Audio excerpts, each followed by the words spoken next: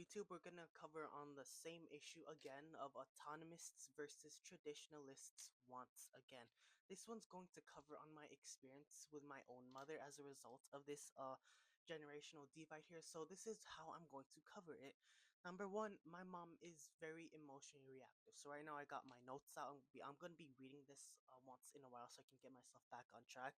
So number one, my mom is emotionally reactive. She gets mad at very simple things. Like let's say after I was showering, let's say towels accidentally fall on each other.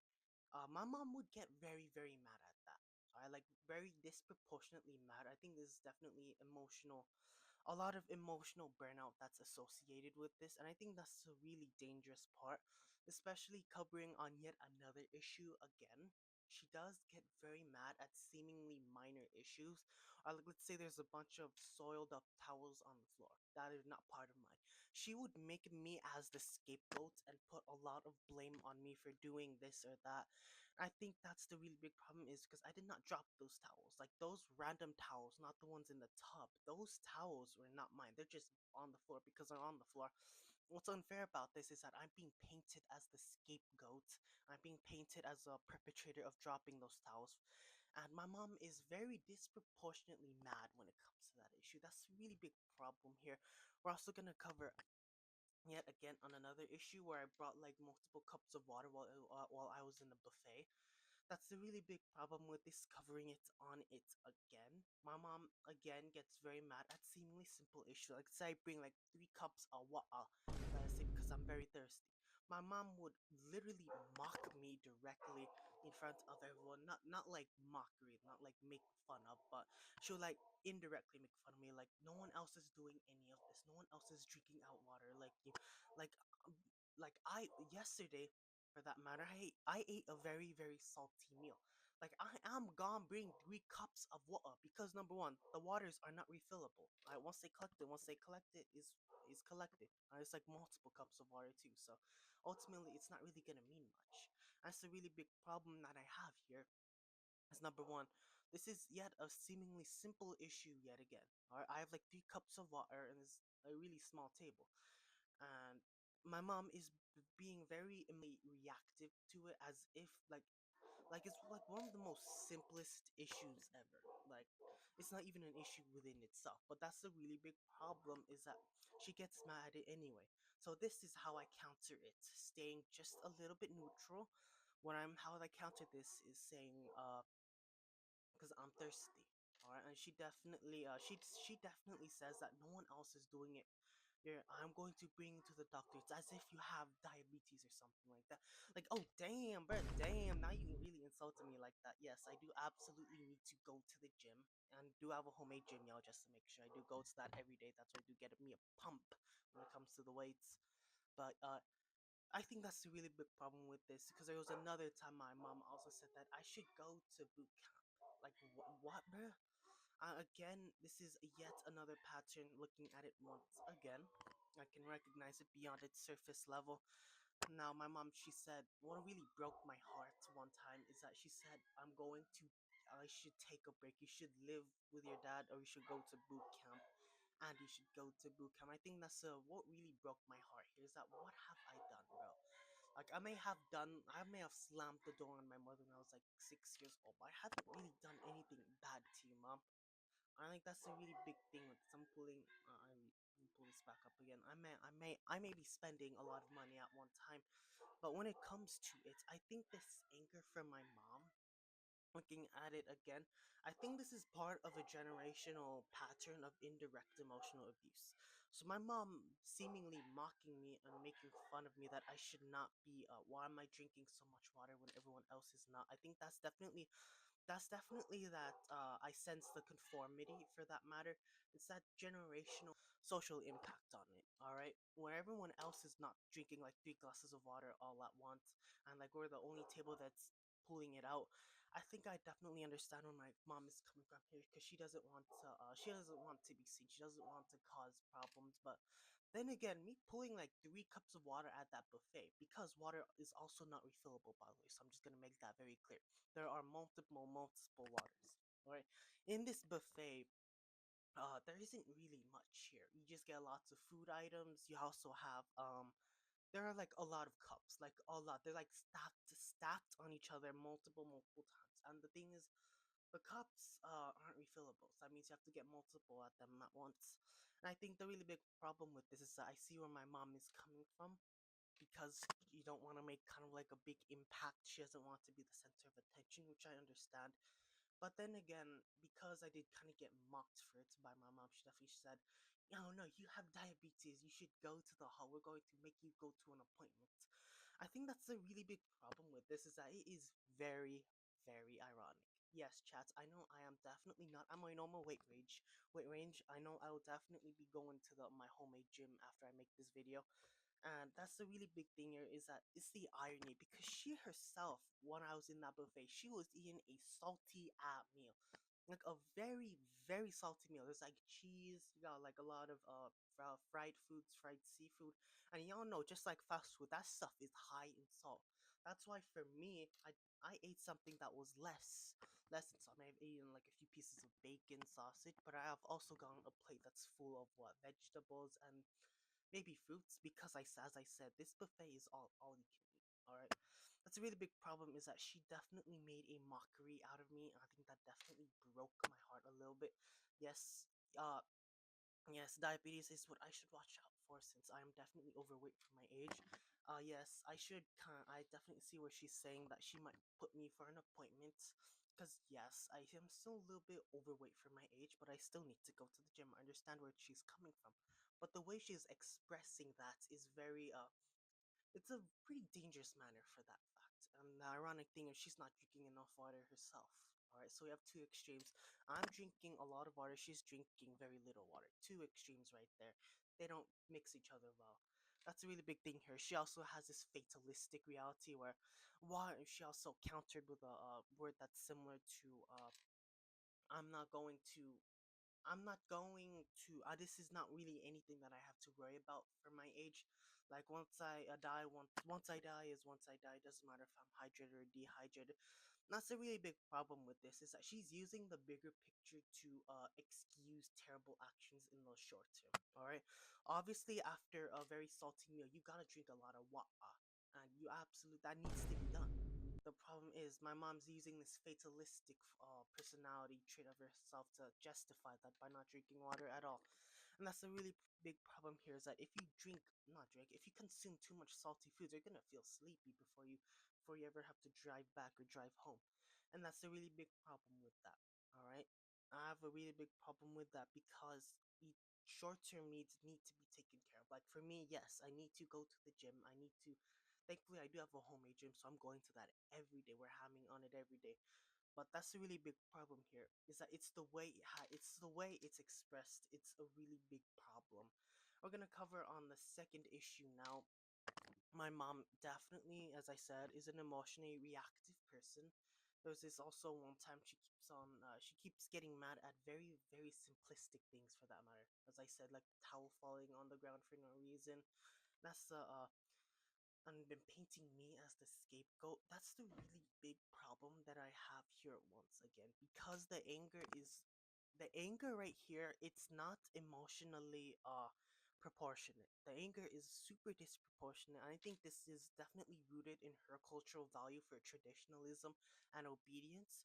But the problem is, she does not realize that there is a very careful balance to maintain between both sides.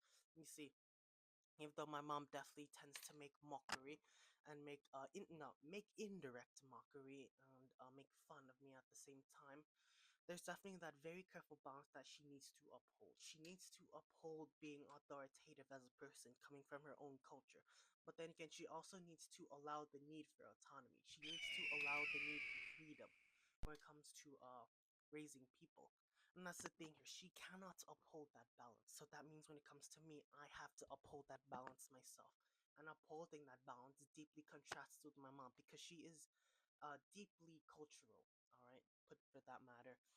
And I think where my mom's coming from too, especially coming from her own internal reactions, I think that there's something I'm gonna speak about in later issues. But those are some few. Those are like those three main events: the towel falling in the tub, just the random towels that are soiled near my room, and then me getting mocked for drinking a lot of water by my mom indirectly. I think those are like three main types that makes my mom emotionally reactive. For that matter, three primary problems with that. And I'm going to add on to that because I can't just paint her as someone that's just emotionally reactive. We're gonna cover on the second part here. Number one, number two, generational pattern of indirect emotional abuse or emotional neglect. What I understand from this is that I'm not painting my mom as a completely terrible person. I can't do that because ultimately she has her own experiences that I need to indirectly cover for. I think that when it comes to it, I think my mom might have some past generational trauma or something. Oh no, that's the number.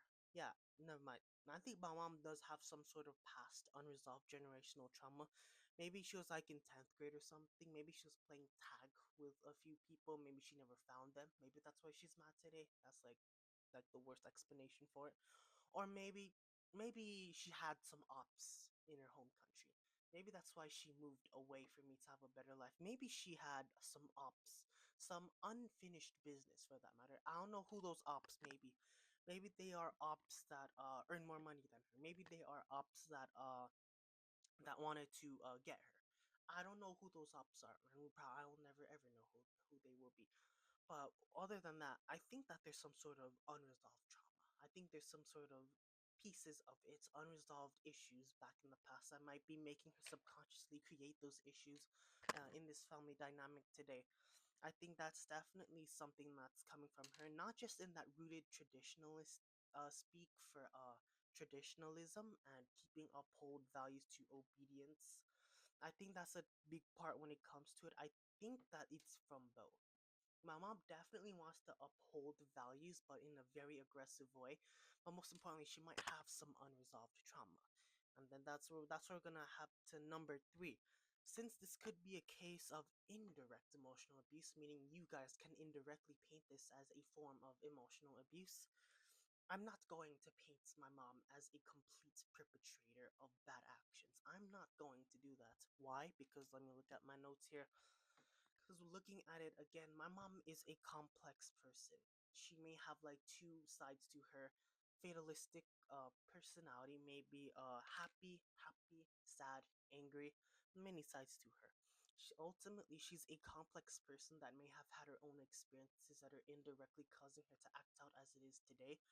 That could have led her to being an emotionally reactive person today. Not just because of the generational values that were taught down, but most importantly because maybe she had some of her own experiences. And that's why I won't be painting my mom as a completely terrible person. Alright?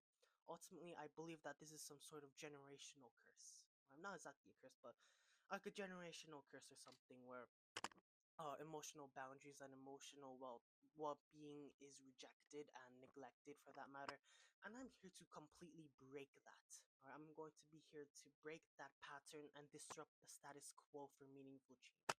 That's why I took a neutral stance on cases of abuse, because staying emotionally reactive as a person will never ever lead to solutions. Polarization, the viewpoints will never lead to solutions. All right, that's a really big thing when it comes to it right here.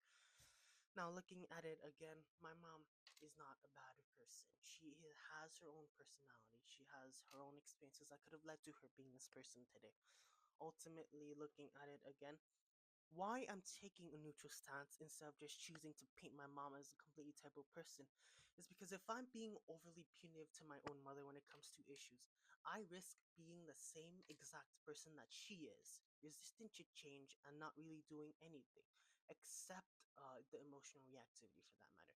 I risk being the same exact person for being overly punitive to my mother, because as she's overly punitive to me, if I'm overly punitive to her, that's a cycle of distrust and resentment right there. I can't do that. Other than that, if I'm overly forgiving on my own mom, if I'm uncritically forgiving on my own mom's transgressions, then that means she could indirectly take control of the power imbalance and do a lot of things, both good and bad. All right. If I'm too uncritically forgiving, I could end up being a very bad person later in life.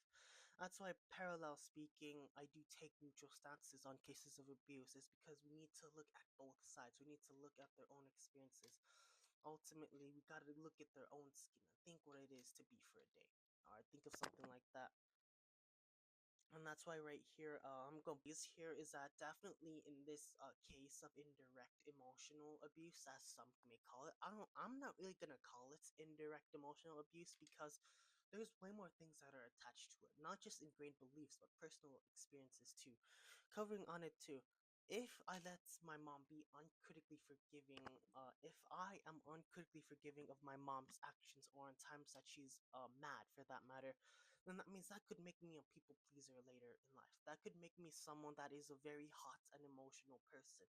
And as a future father myself, I cannot be that person. I cannot be that person for the rest of the world. I can't be that person because just because of transgressions. I cannot be that person. People pleaser. I might be too accommodating of others people's actions. I might be too accommodating of avoiding conflict, of avoiding this or that. Or it could make me could also make me someone that's too overly worried about my self, too overly worried about other people instead of my own worries. That's a really big problem, is that I cannot be that person. I cannot be an emotional hot mess. I cannot be that. I need to remain neutral. Emotionally speaking, I need to remain neutral. And it does not mean suppressing my own emotions. It means keeping neutrality when you really need it to be. Alright? In the case where my mom gets very emotionally reactive at random things, I need to keep my neutrality where it is and stay quiet. And I need to make this clear too. Parallel speaking, I do hold neutral stances on cases of abuse or on cases of emotionally charged topics, because we do need to look at both sides once again. Now, the last one here is work together to fix this generational gap. That's what I'm really seeing right here, is that looking at my mom's own experiences that were guided towards me, especially with calling me all of those things that I said earlier, especially calling me a person that has no compassion, especially when she's very, very angry. A person that has no compassion, a person that's not kind, a person that's in the room all day, a person that's lazy, a person that has nothing for that matter. I think that's definitely broken, hurt me a little bit before. I'm a very empathetic person, but even though my mom is still very resistant today to change, it will still change is still needed anyway, because although this will definitely, for my mom, she is very, very ingrained in her own beliefs when it comes to obedience and traditionalism. I think this will require something like Sisyphus's rock in order to mark that great mountain and completely destroy that mountain that's needed to create long-term change. But ultimately, I need to disrupt the status quo in order to create change. I need to disrupt the status quo to create a very careful balance, instead of just keeping it to emotionally reactive reactions, or just having to tolerate my mom being mad at times. I cannot do that if my mom's willing. And I also have to be needing to break the barrier, break the emotional barrier. I need to be willing to break the status quo to create meaningful change over time. And that's what I need to do. Understand? It's okay to express your own emotions. Alright, especially looking at other teens my age. You guys might be going through something similar to this. And all I have simply is that it's okay to express your emotions. It's okay to be sad. It's okay to cry. It's okay to open yourself up to the right people. It's okay to instead of constantly being throwing this fake facade around, it's okay to express your true self. It's okay to show yourself as the person you are, because ultimately it's what makes us human. Other than that autonomy versus traditionalism problem, it's what makes us human. Sharing our own emotions is what makes us human. Because ultimately, my mom was once a teen girl herself. My mom was once she was once a child before, so there must have I can't just overly paint her I can't just overly paint herself as being a perpetrator for that matter, because she has had her own experiences that would have led her to being this person today. So I can't treat her as overly punitive or overly forgiving. I cannot do that. It's a very careful balance for that matter when it comes to challenging ingrained beliefs because it matters a great deal of respect. But when it comes to it, number four, working together is very, very important. All right. Even though my mom is definitely still resistant today to change, I already said this, didn't I? We'll just say it again. We'll still require Sisyphus's rock to pass the boulders, past the obstacles again and again, even though it might seem forever. It will still require a mountainous, a mountain full of rocks to change. But that change is required for long-term solutions. That change is required for a lot of things today. That's why it's very much needed here. And then again, on the positive side, I still very much thank my mom since she definitely works like as a nurse. She works like 8 hours a day. She also has like her own care home and all that stuff. Still very much thank my mom since yes, I myself am a very big spender on money, and I'm a really big fan of skincare. So I have a lot of skincare tools with me right now. So I definitely thank my mom for being able to afford a lot of this stuff and being able to afford the big house too. All right. I definitely thank my mom for that.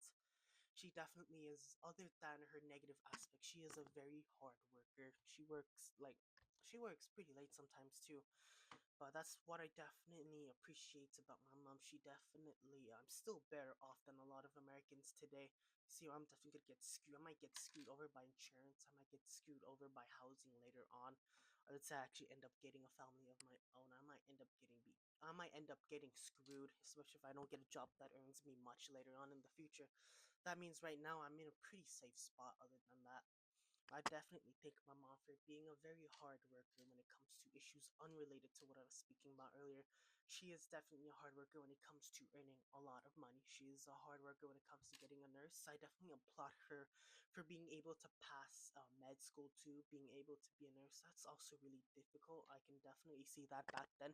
Even though it was less expensive back then, I still thank her for being a hard worker today. But now, ultimately, gratitude is not an excuse to justify bad behavior. Right? No matter how extreme both sides can be, it's not an excuse to justify bad behavior from both sides. Not just the teens and not just the parents. It's also the neutral standpoints too. All right, gratitude is never an excuse to overshadow bad behavior, and bad behavior is never an excuse to overshadow gratitude. Both of these extremes must be brought to a delicate balance together, where they can still support each other but also play their own supportive roles within their own places. That's why I take a neutral stance when it comes to issues of the chat, because neutrality holds both of these sides accountable for each other, whether that be autonomists or traditionalists, whether that be responsibility or whether people who have gratitude. All right. That's why both of these sides hold on to each other, of these sides together properly, ensuring that neither one side dominates over the other. Neutrality ensures that one side does not dominate over the other, and neutrality also ensures that there is no polarization when it comes to issues. That's why both sides are held to a very, very delicate balance when it comes to it. But looking at my own mom's stance too, I think painting her as a perpetrator, I think that's definitely unfair because she may have had experiences of her own.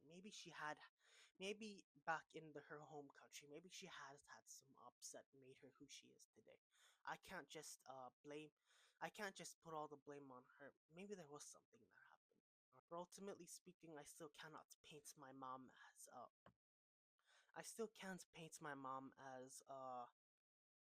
person who is simply good or bad. I can't just paint my mom like that. Rather, she's a person with her own personality. She is a human being herself that she also requires dignity to be approached to, for that matter. She is someone that also needs to be treated with respect, for that matter, because ultimately, whether you're a part of the traditionalists or the autonomist side, each side still needs to be treated with respect, no matter how reactive they may be. Each side still needs to be treated with respect and neutrality, because ultimately neutrality is what will lead to lasting solutions.